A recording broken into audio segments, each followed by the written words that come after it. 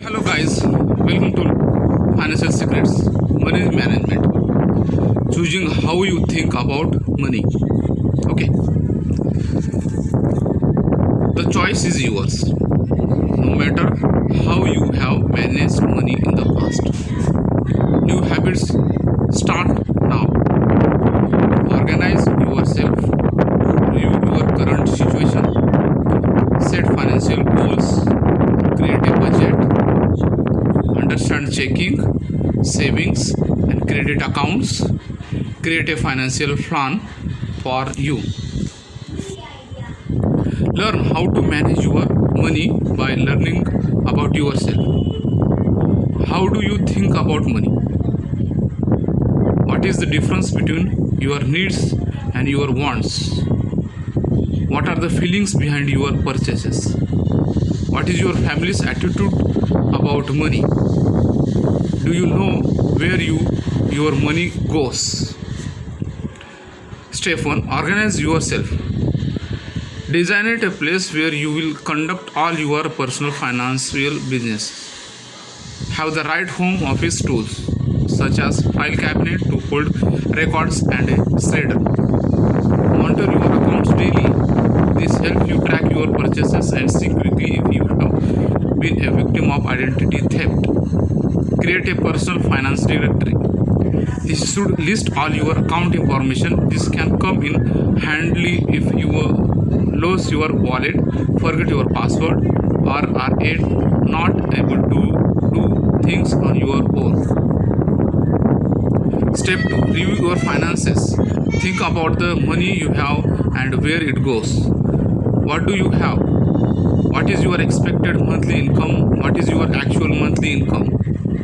Know where your money goes. List your expenses and dates. Track your spending for 1 month by saving your receipts and then review. Are you surprised at where your money went? Most of us are so focused on today that we do not prepare for tomorrow. Tomorrow is not going to wait for you to be ready. Step 3. Setting a goal. What are your dreams and how do you get there? There are 3 goal types. Short term, you can achieve in less than 1 year. Mid term, you can achieve in 2 to 5 years. Long term, you can achieve in 5 or more years. Once you have listed your goals, prioritize them. Which goal do you want to meet first? What's most important to you? My goals 1, 2, 3, 4, 5. Meeting your goal is easier if your goal is specific. I want to buy a laptop for $800 in 6 months. Take the month needed and amount needed and divide by the time frame, and you know you have to save $133.33 every month to meet this goal. A solid plan requires that you review and make changes to your current spending. Step 4. Manage your money. Plug spending leaks. Create rules regarding how you will spend money. Avoid in the moment spending by adopting a not now rule.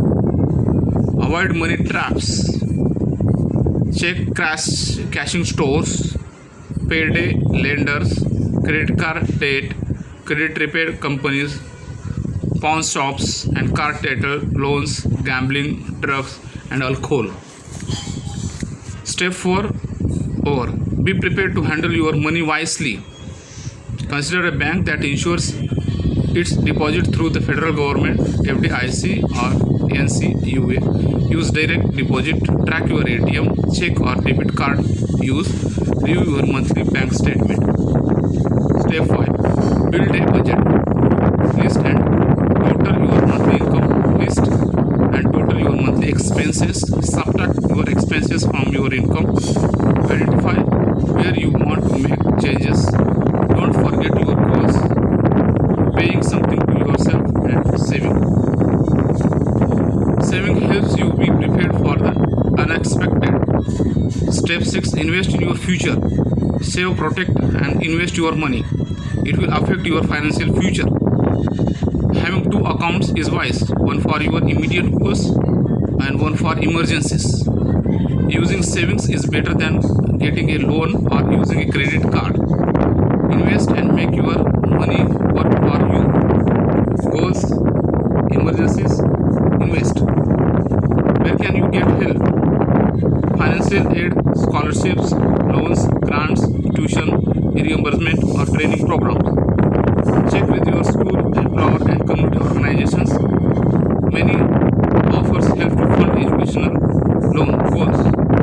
Taxes. Each year, when you file your taxes, make sure you ask for the educational credits available to you. This may increase your refund. Benefits and discounts. Many local businesses offer discounts on purchases to students. Examples are CARTA and Zaxby. It never hurts to ask. Okay, guys, enjoyed? I also enjoyed. Hey.